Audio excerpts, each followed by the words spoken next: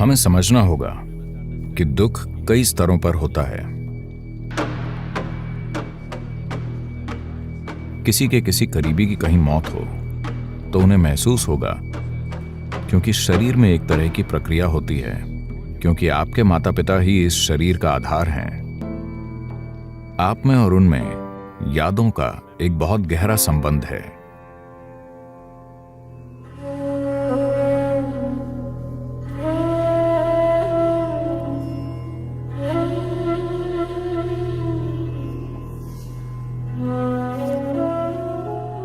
मृत्यु बस यही है कि जो व्यक्ति आपके पास था वो अब मौजूद नहीं है, बस यही। एक जीवन गायब हो गया। आप उसके लिए नहीं रो रहे हैं। बात बस इतनी है कि एक व्यक्ति जो आपके लिए कोलाज का एक हिस्सा था अब मौजूद नहीं है, इसलिए ये आपके जीवन में एक खाली जगह छोड़ देता है। वो आपके कितने करीब थे उसके मुताबिक ये आपके जीवन में उतनी बड़ी खाली जगह छोड़ देता है। तो आप किसी व्यक्ति की मृत्यु से नहीं जूझ रहे हैं, आप उस खाली जगह से जूझ रहे हैं जो वो आपके जीवन में छोड़ गए हैं। मान लीजिए दूर का रिश्तेदार या कोई दोस्त, एक परिचित व्यक्ति मर जाए तो आपको 1 घंटे तक बुरा महसूस होगा, फिर आप ठीक हो जाएंगे। पर आपका बहुत करीबी और प्रिय इंसान चल बसे तो वो एक बड़ी खाली जगह छोड़ के गए हैं। समस्या ये है कि आप ये खाली जगह भरना चाहते हैं जो आप में है। इस खाली जगह की वजह है, अब जो मैं कहूंगा वो उस स्थिति में मौजूद लोगों को बेरहमी लग सकती है, पर यह समझना जरूरी है। अगर आपको सांत्वना चाहिए, अगर कोई मेरे पास आता है जिसने अभी अभी अपने प्रिय को खोया है, तो मैं उन्हें गले लगाकर उनका बचाव करूंगा और सांत्वना दूंगा। पर यह तय करें कि आपको आराम चाहिए या जीवन में एक समाधान, क्योंकि आज ये व्यक्ति मरेगा, कल वो मरेगा, परसों मैं खुद मर सकता हूं। कोई फर्क नहीं पड़ता, लोग मरते रहते हैं क्योंकि हम मरने वाले लोग हैं। आइए इसे समझते हैं। हम सभी मरने वाले लोग हैं। सबसे पहले हमारे मन में ये पक्का होना चाहिए कि हम एक दिन मरेंगे। तो हमें समझना चाहिए कि दुख कई स्तरों पर होता है। एक मानसिक दुख होता है, विचारों और भावनाओं में उस व्यक्ति की कमी महसूस होती है। पर एक और चीज ये है कि आपने उस व्यक्ति की अपने शरीर में कितनी याददाश्त बनाई है। मान लें कि अगर वो आपका बच्चा या पति या पत्नी या कोई बहुत करीबी रिश्ता हो, तो आपके शरीर में कुछ याददाश्त होगी। इसे पारंपरिक रूप से योग संस्कृति में ऋणानुबंध कहते हैं, यानी शरीर ने एक बंधन बनाया है। Your psychological friendships and companionships and love and whatever else you have. आपकी मानसिक मित्रता, मेल और प्रेम वगैरह से परे शरीर ने खुद ये बंधन बनाया है। कई लोग ये महसूस करते हैं उनका कोई करीबी कहीं मर गया, उन्हें कोई जानकारी नहीं मिली, पर अचानक उनकी ऊर्जा कम हो गई है और वो नहीं जानते कि क्या हुआ है, पर वो अचानक लगभग बीमार हो गए। वो कमजोर महसूस करने लगे। फिर कुछ घंटों या कुछ दिनों के बाद उस व्यक्ति की मृत्यु की जानकारी मिली, पर यह पता चलने से काफी पहले ही उन्हें वैसा महसूस हुआ, क्योंकि शरीर में एक तरह की प्रक्रिया है कि यादें खुद को मिटाने लगती हैं और आपको लगता है कि आपको कोई छोड़ रहा है। 21 साल की उम्र तक अपने माता पिता या बच्चों के साथ आपका ऋणानुबंध सबसे मजबूत होता है। 21 वर्ष की आयु पार करने को पहली तिमाही कहते हैं। योग की दृष्टि से जीवन का चक्र 84 साल का है। The first quarter is 21. पहली तिमाही यानी 21 साल। 21 से कम की उम्र में आपके माता पिता मर जाएं या 21 से कम उम्र का बच्चा मर जाए तो परेशानी सिर्फ भावनाओं में नहीं, शरीर में भी परेशानी होगी। वो शरीर में प्रकट होगी। शारीरिक इसलिए होगी क्योंकि ऋण अनुबंध मजबूत है। पर 21 के बाद काफी हद तक विचारों और भावनाओं में परेशानी होती है। ऋण अनुबंध से हमारा मतलब है कि आपकी भावनात्मक या मानसिक परेशानी अलग चीज है। ऋण अनुबंध यानी शरीर की यादें। शरीर में यादें होती हैं क्योंकि जिसे आप माता पिता कहते हैं वो इस शरीर का आधार है। आपके बीच एक बहुत गहरा यादों का रिश्ता है जो 21 वर्ष तक सबसे मजबूत होता है। 21 के बाद यह कमजोर हो जाता है। पूरा खत्म नहीं होता, बस कमजोर होता है। मान लीजिए कि आपकी उम्र 42 वर्ष है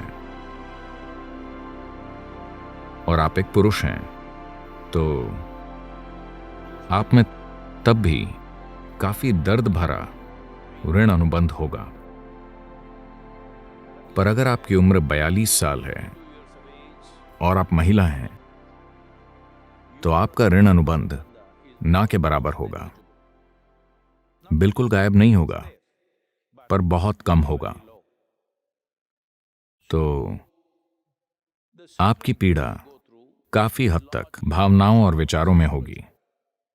अगर आप मानसिक और भावनात्मक रूप से संतुलित हैं, तो आप देखेंगे कि आप इसे आसानी से संभाल लेंगी, क्योंकि सिस्टम में शारीरिक उथल पुथल नहीं होगी। पर अगर उनका पति मर जाए,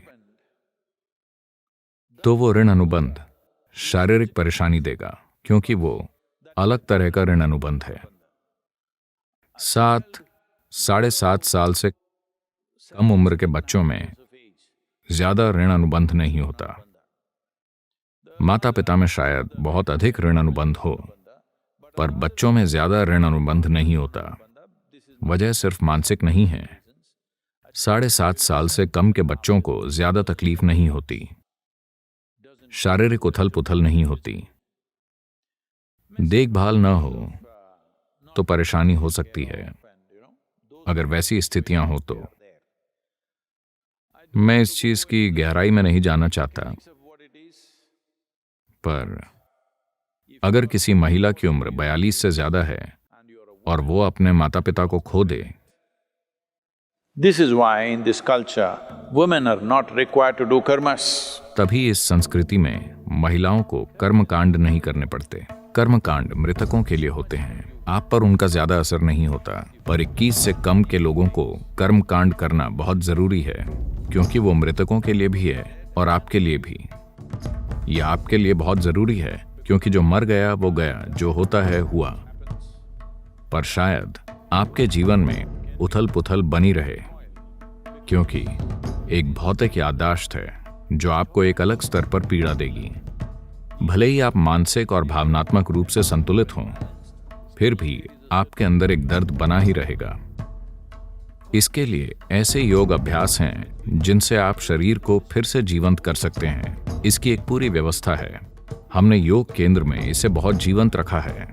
जो लोग अपने प्रियजन को खो देते हैं, उनकी भौतिक याददाश्त को हम कुछ प्रक्रियाएं करके दूर करते हैं। शारीरिक याददाश्त दूर होने के बाद मानसिक पीड़ा को लोग काफी आसानी से संभाल पाते हैं।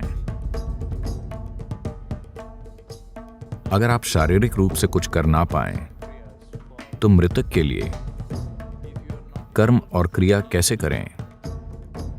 सबसे सरल चीज है 3 दिन की साधना करना, क्योंकि ये अपने अंदर की जा सकती है। एक उम्र के बाद ये काफी हद तक मृतकों के लिए ही होती है, पर आप में भी उनका एक तत्व है जो पूरी तरह नहीं जाता। हमारा शरीर उस वंश की जानकारी से कभी भी पूरी तरह मुक्त नहीं होता जो हमें माता पिता से मिली है। उससे परे जाने का एक तरीका है, पर हम पूरी तरह आजाद नहीं हैं। भौतिक शरीर एक खास तरह से काम करता है।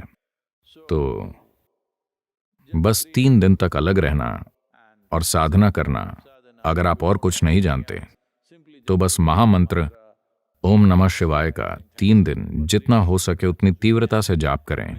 आप दिन में कम से कम 4.5 घंटे ऐसा करें, तो परेशान होने की जरूरत नहीं है, क्योंकि दूर रहना अच्छा है। वो एक संवेदनशील समय होता है। पर अब मृत्यु और अंतिम संस्कार, मृत्यु के बाद की चीजें एक सामाजिक बकवास बन गई हैं। लोग घर पर आते हैं, आपको उन्हें कुछ खिलाना या पिलाना पड़ता है। पश्चिमी देशों में ये एक बड़ी बात हो गई है। भारत में भी ऐसी चीजें हो रही हैं। बेहतर यही होगा कि आप समाज की बकवास से दूर होकर कुछ समय अकेले रहें। जब आपके जीवन से कोई महत्वपूर्ण व्यक्ति चला जाए, तो ये जरूरी है कि आप सामाजिक चीजों से खुद को बहलाने के बजाय अकेले रहकर अपने साथ कुछ करें। ये सामाजिक चीजें हैं, लोगों का दुख संभालने का तरीका है। मूवी देखना, किताब पढ़ना या फिर टीवी देखना। दिल बहलाने की कोशिश ना करें। हमें अपने अंदर की परेशानियों का सामना करना चाहिए। अपना ध्यान भटकाने की कोशिश न करें। ध्यान भटकाना समाधान नहीं है।